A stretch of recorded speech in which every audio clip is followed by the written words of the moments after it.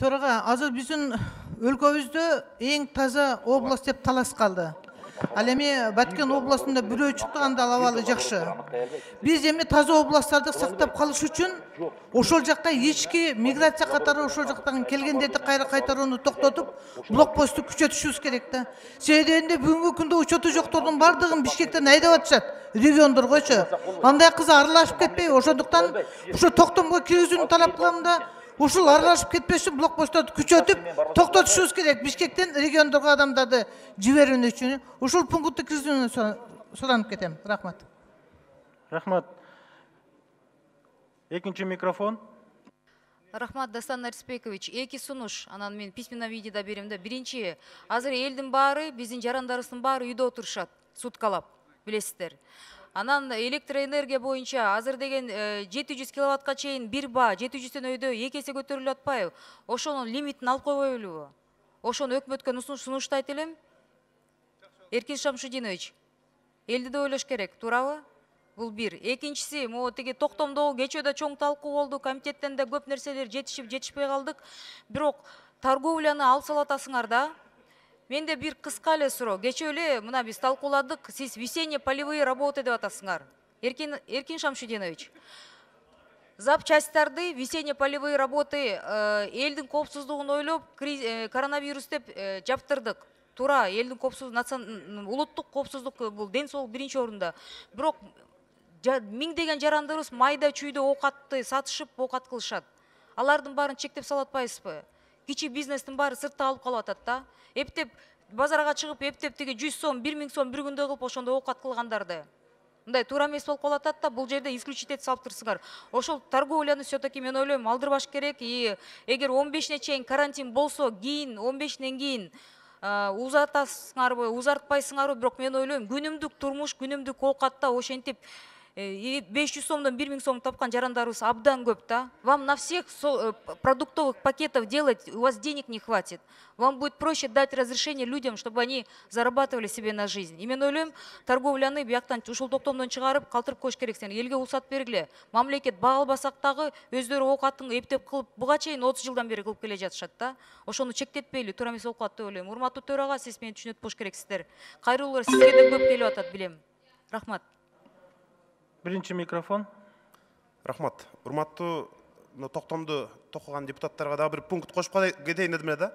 Мына азыр өзгөчө абал режиме киргенден кийин жанагы квартиранттар үйлөрүнөн чыга албай калды да азыр. Иштей албайт, айлык ала албайт.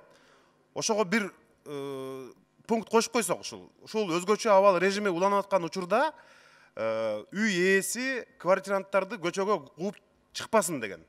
Ошого тыюу салып коелу, анткени алар киреше жок азыр, көчөдө калат, көчөгө чыкпагыла деп, бияктан милиция куйт, ал жактан кожоюну куйт. Андай Бишкек, Ош, Жалал Абад, ири шаарларда абдан көп да мисалычы.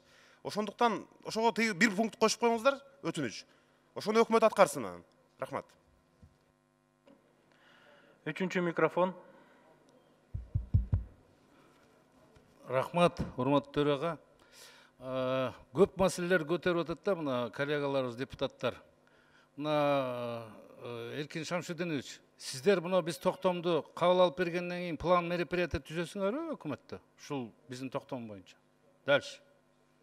Кече алгачкы план бекитилген болчу кечөөнү. Кайсы? Мурда өнү. Өкмөттүкүбү? Ооба. Аны эмне бизге тааныштырган жоксуңуздар? Тааныштырыңыздар, бербейсиздерби бизге, компьютерибизге? Биз ушул жерден карайлы, көрөйлү. Силер эмне жумуш кылып атасыңар?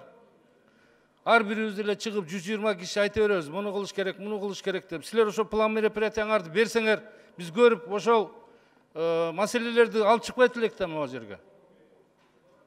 Маселе көп.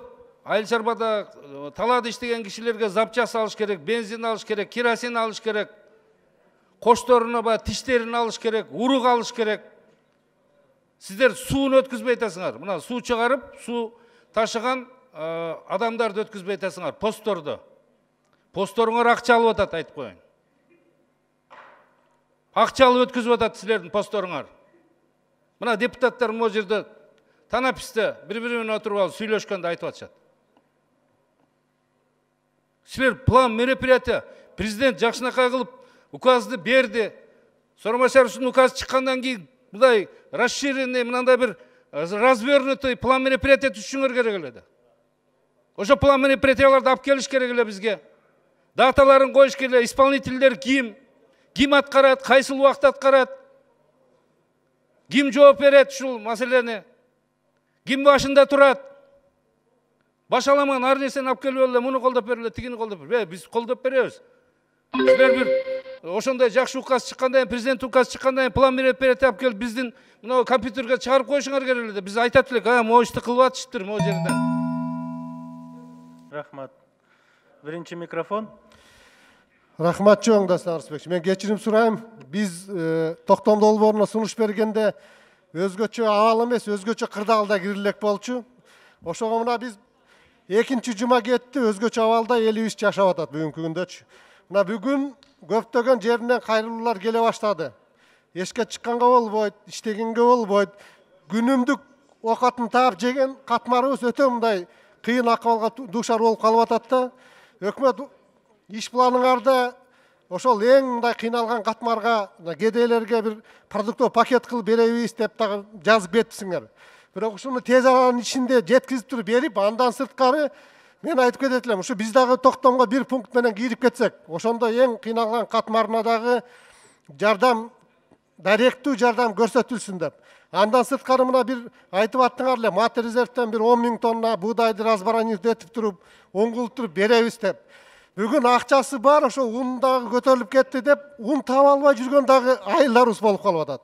Мына ошолорго айыл өкмөт кылып бөлүп туруп, мүмкүн график менен ошол биздин мелкомбинаттарга жеринде бар да берип туруп, анан ошолордон айыл өкмөттөр уюштуруп келип алып келип берелик десек да ала албай атабыз дегендер болуп атат да. Мунушуга катуураак тез аранын ичинде көңүл бөлүп туруп, бир мындай даректүү жумуш алып барбасаңыздар, мына продуктуулар түгөнүп уже эмне кылабыз деп атат, уже келгендер болуп атат. Кандай кылабыз, кантип жашайбыз, унубуз түгөнүп атат мындай болду деп.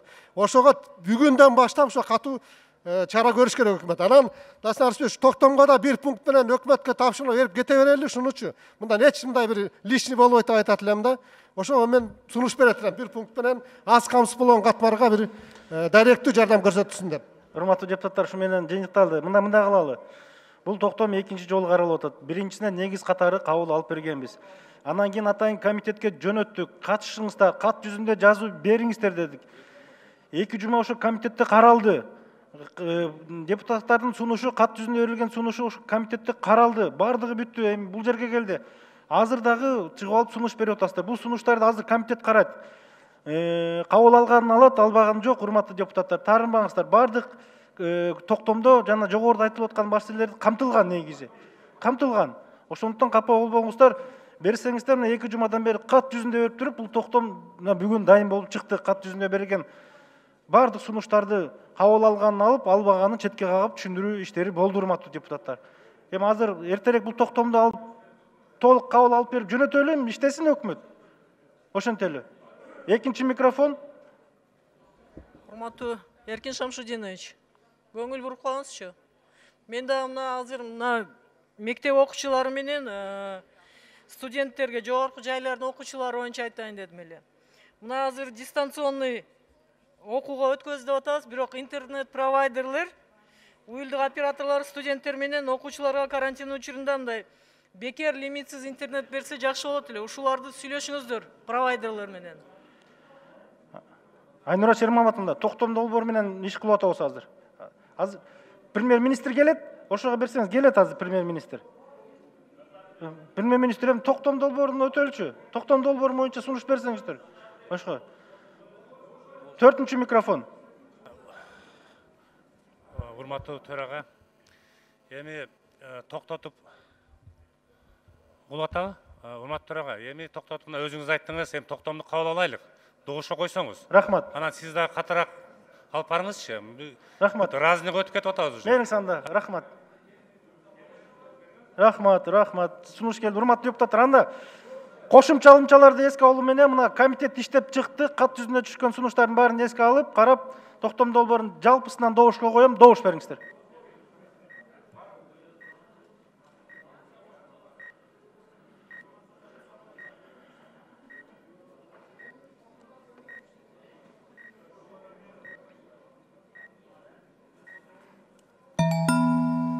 Макул 102, каршы жок, бар 102, катталды 110, токтом долбоору кабыл алынды. Урматтуу депутаттар, каттоодон өтүп койсоңуздар, бир мыйзам долбоору калыптыр, ошону добуш берип коелу, анан коалициялык көпчүлүктүн жыйыны башталат. Каттоодон өтүп коюңуздар, бир мыйзам долбооруна добуш берип коелу. Банктар жөнүндө мыйзам долбооруна.